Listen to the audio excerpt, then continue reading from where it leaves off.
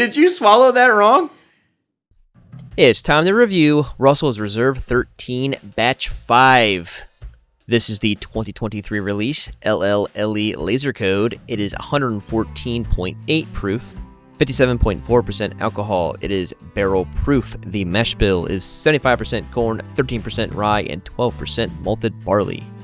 I know, it's been a while since my last review, but I'm back, and I am very excited about this bourbon. It is extremely good, and it might be one of my favorites I've ever had. So sit back and relax, enjoy the review. Cheers.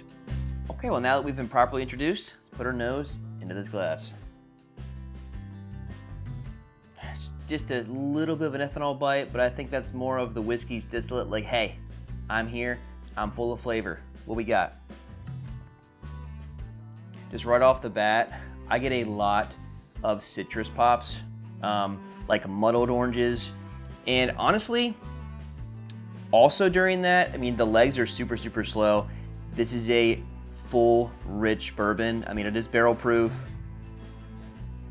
You're getting your cinnamon, you're getting your nutmeg, you're getting your brown sugar and caramel all in there, but it's layering nicely and it's much more fruit forward, and I think the spice kind of stays in the background a little bit.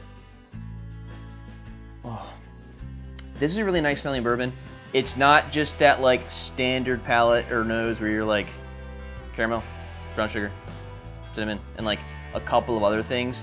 This has some nice character to it, and as you can tell, I mean, I've had a bunch of this, so it's about time I reviewed this bad boy. This is a very enjoyable nose. I mean, honestly, even a little grapey. Maybe some of those like dried plums, some dark red fruits there. Fantastic. There's a little bit of a sweet vanilla kick there too.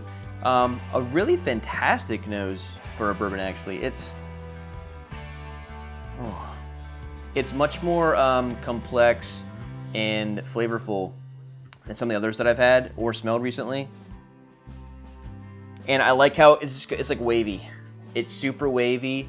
It brings you something new every time you can put your nose back into the glass. This nose for me gets a 4.75. It is a fantastic bourbon nose. Not much to say that I want more out of it. There just isn't quite that intangible that gets to that extra 0.25 points for me. But guess what? It is sip time. Let's sip it.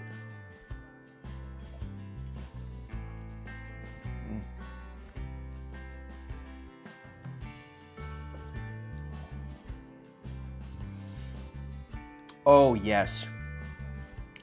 That is syrupy, that is thick, that is filmy. That is kind of like, that's kind of like an Edgerdour level, like thickness of a distillate that I'm talking about. It goes all around your mouth. It's almost like a solid, it's like a plasma, bourbon plasma. So rich. All the sides of my tongue right now. The kind of like a black pepper popping in on the sides of my tongue. Super, super nice. The cinnamon is much more prevalent here on the palate. The citrus kind of goes away off the nose, coupled by really viscous cherries, some strawberries there. The grape sticks around. The sweet character in there. You got some vanilla, obviously your brown sugar there. But none of these notes are like in your face. They're all layered down together in a really nice bouquet, and that mid finish right now. That's nice. That's really fruity. I'm surprised I'm getting a lot of this fruit out of this Russell's right now. I'm not huge experience in the Wild Turkey.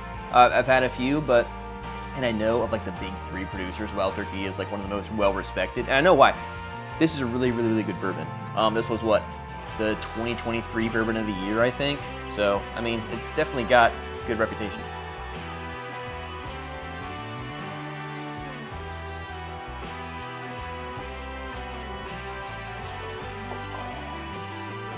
That is really, really good.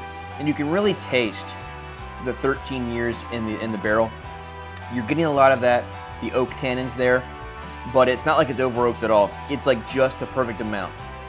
It's really, really adding to the sweetness and the fruit I get in these like big three, spicy, fruity, sweet, and they all just join forces into this trifecta of a pretty damn good bourbon profile. So I'm going to give the palate on that guy a 5. This is a damn good bourbon. I am enjoying this a lot. But spoilers, my wife will not, but we haven't seen her in a while, so let's see her sip it anyway. But first, we have to talk about the finish. The finish, I will tell you what, I had a dream of this last night, and I was kind of like scared, like, ooh, I'm going to give the finish a bad score. But I think I was just being weird last night. Finish right now is sticking real good. Vanilla, cherry, and cinnamon. Those are what my big 3, and it's all like the middle of my tongue. And it is just warming out. It's like a radiating like pulse in my mouth right now.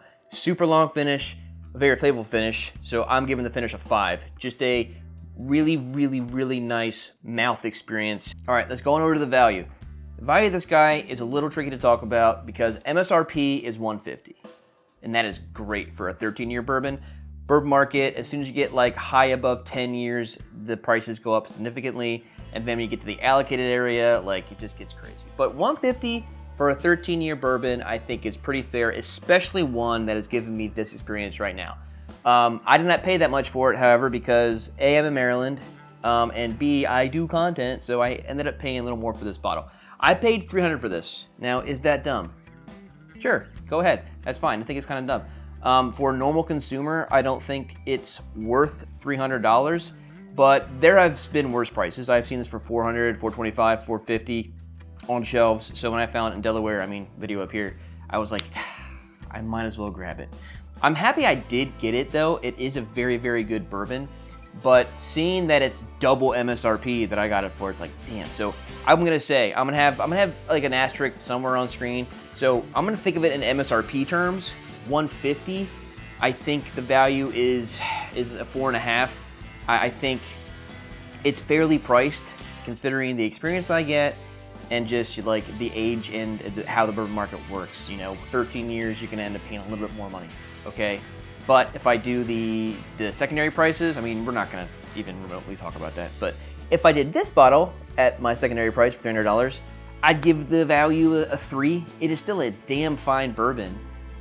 It's upsetting that I had to get it for $300, but that's not going to be part of the score. So the score is going to be the 4.5 at $150 because that's crazy. But I will say, this is a 2023 version. The 2025 MSRP now is up to $200, I think. I think it's just going up since then, maybe because that's popularity or whatever. So the future installments of this, if I get another one, it's going to be a little weirder because $200 is, for MSRP, a little high. But yeah, I'm going to do some quick math. Get back to you. Okay, well, unless I'm dumb, which I know I am, the final score is a 19.25 out of 20. An incredible score for a bourbon. We're going to ignore the 1920 Prohibition. That was young GC, that was stupid GC. We are going to redo that review at some point, okay? So right now, I think this might be my highest rated bourbon, like a real review. I'm not gonna, that 1920 or Forster, like, what are you talking about, dummy? But anyway, an incredible bourbon experience. I really, really do enjoy this. But real quick, let's check out how Miss GC likes it. She won't. Okay, Miss GC's back, finally. Are you excited to drink some more whiskey? Yes. Are you lying? Yes. Okay, well, this is my highest reviewed bourbon so far. Okay. It's really good. I think you're gonna hate it, but let's see what happens anyway. It's been a long time. Right now, comment down below, will she like it?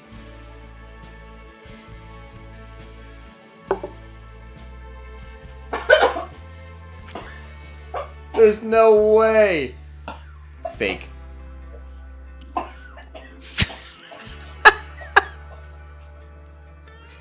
Did you swallow that wrong?